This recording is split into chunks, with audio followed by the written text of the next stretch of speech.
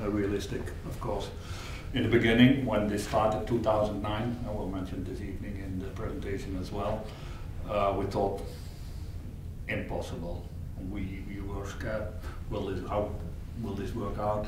What will happen to our clients? What will happen with our turnover? Because we are attached to the antibiotics at that moment. But if I look back, I don't say it was easy, but it turned out much better as we expected.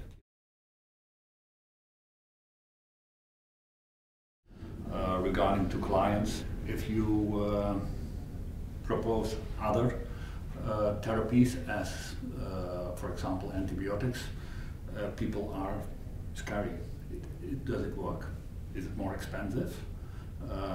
Also, how should we go further, because we are used to this. So we really had to make a U-turn, in fact, concerning this.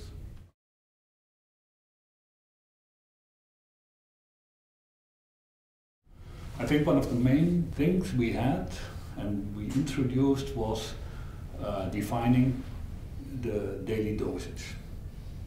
So in the beginning nobody knew exactly what he was doing, and when we started with the idea of define daily dosage, everybody knew exactly, I'm on this level, I'm on that level, I'm on that level, and nobody wants to be on the level in red.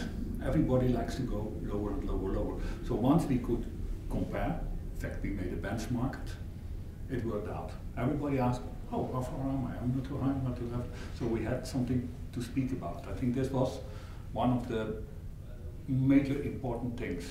And second thing is, once this was set, we could discuss it. How many days are you using antibiotics? What is your dosage? So it's quite easy. Are you doing this 7 days? No, we said 4 days, or on the leaflet is 5 days.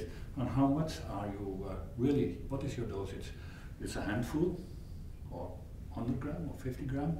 How are you doing this exactly? So let's say prudent use.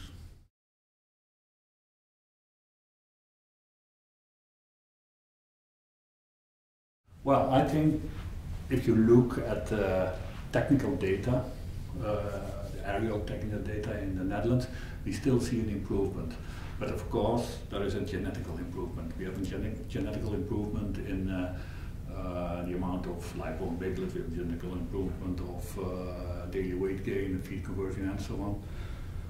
So I think technical data improved. Everybody expected this not, but it improved. But I think at the moment we are at a point, we see also an increase in losses. So we have to watch out. We are not on a turning point. So I think individual farms where we have diseases, we need antibiotics. Otherwise, there's a conflict to welfare.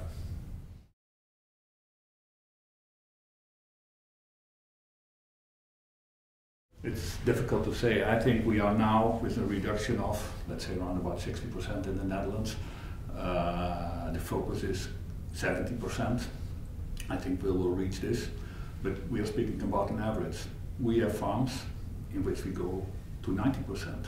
So if you have a farm on a high health level, good management, all in all out systems, they go to a very high level of reduction. But if I'm speaking about farms with PRRS, myco, circo, and all these kind of diseases, ileitis, they're mixing up, they have a lot of animals. It's difficult. So I say average, I think the 60-70% we are on a turning point. We really have to think what to do further on, but don't look it in general, but just watch out for the individuals.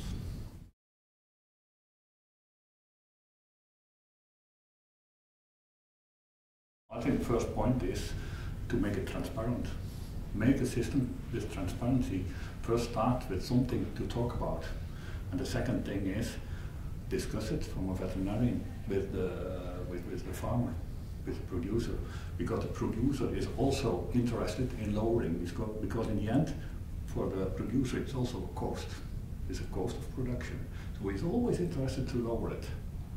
And in this discussion, you can discuss the prudent use, and further on, good diagnosis and so on and so on. So I think this is a process which will start.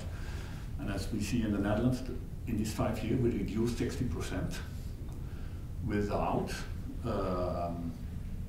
the government. They were watching us, but there were no penalties if not. Now we're going to a turning point, everything is more restricted, so it's also a little bit what focus and how are we doing with this. But I want to say from 2009 until 2016 it was in fact based on the farmer and the veterinarian without penalties.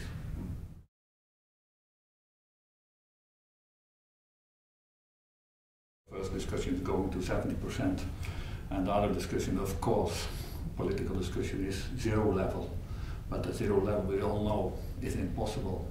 Now, for me, when I speak, I say, okay, we invented antibiotics in 1910 or whatever. It helped the lives of a lot of people and animals. Why should we act so rigorous with a zero option? When an animal is diseased, you have to help, and antibiotics are a very good thing for it.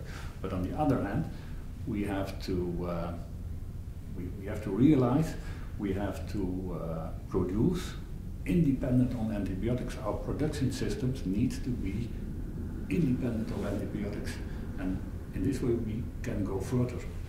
And if you say 60%, 90%, 80% reduction, is reduction of antibiotics the same as reduction of resistance? Because the discussion started with a reduction of human resistance.